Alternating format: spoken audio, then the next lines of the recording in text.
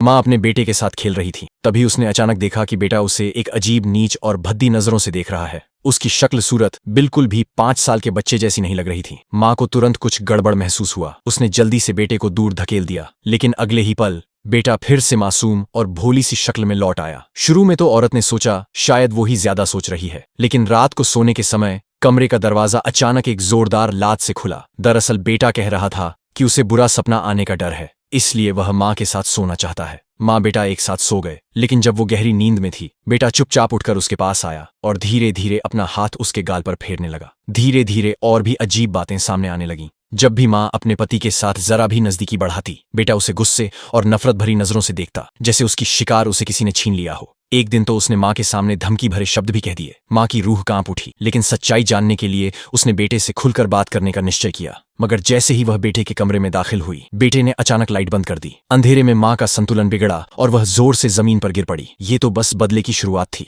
अगले दिन माँ जैसे ही पिछवाड़े के बगीचे में पहुंची, उसका पैर बेटे के लगाए जाल में फंस गया। एक नुकीला कुदालनुमा औजार उसकी पिंडली में धंस गया। पहले तो उसने सोचा कि ये कोई हादसा है, लेकिन बेटे के चेहरे पर दिख रही अजीब सी मुस्कान देखकर उसे हाल के दिनों में हुई सारी घटनाएं याद आ गईं। कुछ दिन पहले ही उन्होंने बेहद सस्ते में एक पुरानी कई सालों से वीरान पड़ी हवेली खरीदी थी। एक दिन बेटा खेलते खेलते तहखाने तक पहुंच गया, लेकिन उससे पहले कि वह कुछ और देख पाता, सौतेले पिता ने उसे जोर से ऊपर खींच लिया और फौरन भारी लोहे का दरवाजा बंद कर ताला लगा दिया, मानो वहां कोई खतरनाक राज छिपा हो। उस दिन के बाद से ही बेटे का बर्ताव अजीब हो गया और माँ ने भी इस घर में आते ही डरावने सपने देखने शुरू कर दिए। एक रात उसने सपना देखा, कोई तेज धार वाली छुरी लिए उसकी तरफ आ रहा है। वह डरकर खिड़की से भागना चाहती थी, लेकिन देखा कि खिड़की ईंटों की दीवार से बंद है। अगले ही पल छुरी ने उसके कपड़े चीर दिए। तभी वह अचानक नींद से जाग गई, लेकिन नीचे देखा उसकी नाइटी पर वही कट का निशान था जैसा उसने सपने में देखा था। अगले दिन बेटे ने माँ को एक चित्र बनाकर दिया जिसमें माँ अपने प्रेमी की हत्या कर रही थी। ये देखकर माँ के पुराने दर्दनाक यादें ताजा हो गईं। दरअसल उसका पहला पति